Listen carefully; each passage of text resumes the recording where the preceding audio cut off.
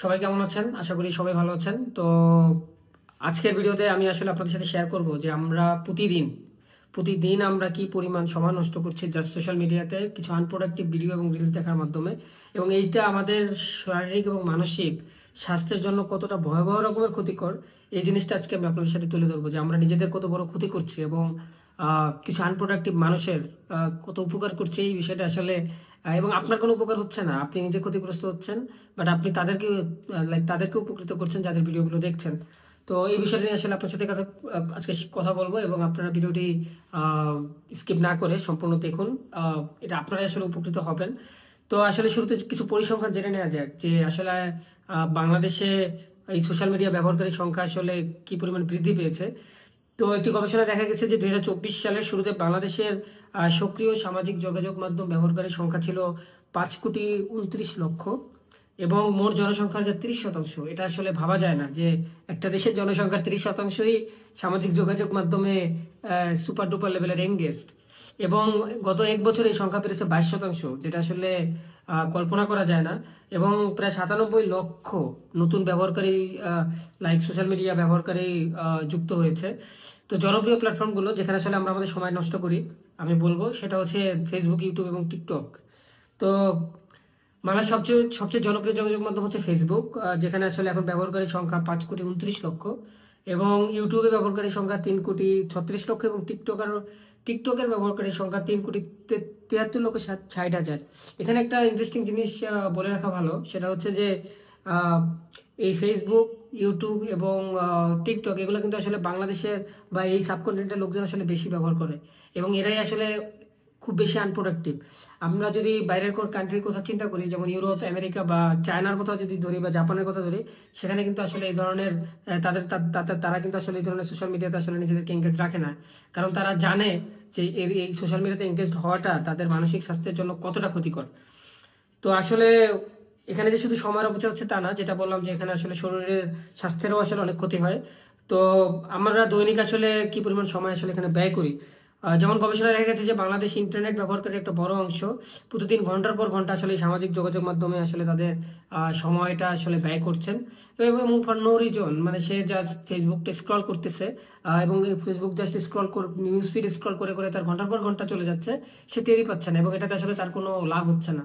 সে আসলে মাথার ভিতরে অনেকগুলো মানুষের তাদের যে পার্সোনাল লাইফ এটা তার মাথার ভিতরে ঢুকাচ্ছে, যেটা আসলে কোনো দরকার নেই। কারণ আরেকজনের পার্সোনাল লাইফ দেখে আমার কোনো লাভ নাই। তো এবং আমি আমার নিজের লাইফ সম্পর্কে আসলে চিন্তা করতে ভুলে যাচ্ছি এটা এটা করার মাধ্যমে। তো এটার ফলে যেটা হচ্ছে যে প্রোডাক্টিভিটি কমে যাচ্ছে। আমি যে নিজে কিছু ভাববো, আমার নিজে যে কিছু ক্রিয়েটিভ চিন্তা করব, সেটা কিন্তু আসলে ভাবার সময় পাচ্ছি না। এবং আমি যে আমার নিজের লাইফ নিয়ে কিছু ভাববো এবং আমার নিজের লাইফকে কিভাবে আরো বেটার করা যায় সেটা নিয়ে ভাবার সময় আমাদের নাই। আমরা আমরা এই সোশ্যাল মিডিয়া এঙ্গেজ থাকার মাধ্যমে আমরা আসলে মানুষের লাইফ নিয়ে আসলে চিন্তায় ব্যস্ত।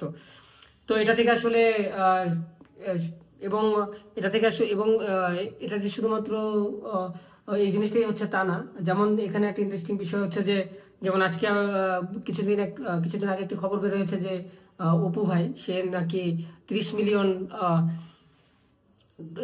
$30 মিলিয়ন ডলার দিয়ে নাকি সে একটা গাড়ি কিনছে। তো এটা আসলে আমাদের যে আমরা যে আনপ্রোডাক্টিভ কাজে যে সময় ব্যবহার করি, সময় ব্যয় করি, এটা আসলে তারই ফলাফল। তো এটা নিয়ে আসলে আমাদের কারো দুঃখ পাওয়ার কোনো কারণ নাই। এটা আসলে আমাদেরই আসলে অবদান অনেক বেশি। তো এটা থেকে আসলে আমরা কিভাবে মুক্তি পেতে পারি? তো এটা থেকে মুক্তি পাওয়ার সর্বপ্রথম উপায় হচ্ছে যে আপনার ফোন থেকে এই সোশ্যাল মিডিয়া সাইটগুলো আসলে আপনাকে সর্বপ্রথম আনইনস্টল করতে হবে। এগুলো আসলে আপনার ফোনে রাখা যাবে না, এবং যদি আপনার অ্যাকাউন্ট থাকে আপনি চাইলে সেটা ডিঅ্যাক্টিভেট করে দিতে পারেন।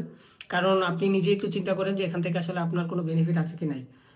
আশা করি যে আপনি কোনো বেনিফিট তেমন পাবেন না। যদি আপনার বেনিফিট থাকে definitely you should use, but if you don't have any benefit then just remove it from your phone. তো আসলে আমরা যেটা করতে পারি সোশ্যাল মিডিয়া এঙ্গেজ থাকার পরিবর্তে, যে আমরা আসলে আমরা চাইলে সোশ্যাল মিডিয়া এঙ্গেজ থাকার পরিমাণটা কমায় আনতে পারি, বাট কমায় আনাটা খুবই ডিফিকাল্ট, কারণ এটা আসলে খুব এডিকশনের মতো কাজ করে। তো আপনি চাইলে আপনার মোবাইলে বিভিন্ন অ্যাপের মাধ্যমে আসলে আপনি কিছু টাইম ফ্রেম দিয়ে দিতে পারেন যে আপনি 10 মিনিটের বেশি আসলে সোশ্যাল মিডিয়া এঙ্গেজ থাকবেন না, তা না হলে আসলে আপনাকে অ্যালার্ট দিবে। বাট আমরা আসলে এত ভালো না, আমরা আসলে যেটা বললাম যেটা এতটাই এডিকটিভ যে আহ, আপনি আসলে টাইম ফ্রেম দিয়ে আসলে আপনি নিজেকে এটা কন্ট্রোল করতে পারবেন না। দেন আপনি যেটা করতে পারেন সেটা হচ্ছে যে আপনি যদি এঙ্গেজ থাকেন আপনাকে ইউজফুল কন্টেন্ট নির্বাচন করতে হবে। কারণ আপনি যদি ইউটিউবেও আপনার সময় অনেক চলে যায় আপনি তাহলে সেক্ষেত্রে আমি বলবো যে আপনাকে প্রয়োজনীয় কন্টেন্ট নির্বাচন করতে হবে। সেটা হতে পারে যে যে কোনো প্রোডাক্টিভ কন্টেন্ট, যেটা আসলে আপনাকে আপনাকে আপনার লাইক আপনার এফিসিয়েন্সি বাড়াতে পারে বা আপনার নিজের পার্সোনাল গ্রোথে কাজে লাগতে পারে। আপনি এই এমন ধরনের কন্টেন্ট দেখেন যেটা আসলে আপনার জন্য উপকারী। অন্যের জন্য উপকারী এই কন্টেন্ট দেখে আপনার কোনো লাভ নাই, বরং এটা আসলে আপনার সময় নষ্টই হবে এবং আপনি মানসিকভাবে আসলে অনেক বেশি ক্ষতিগ্রস্ত হবেন। যেমন আপনি বিভিন্ন তথ্যবহুল এবং আপনি আপনি বিভিন্ন নলেজ শেয়ার করে এরকম এই ধরনের ইউটিউব ভিডিও আপনি দেখতে পারেন বা ফেসবুক ভিডিও আপনি দেখতে পারেন।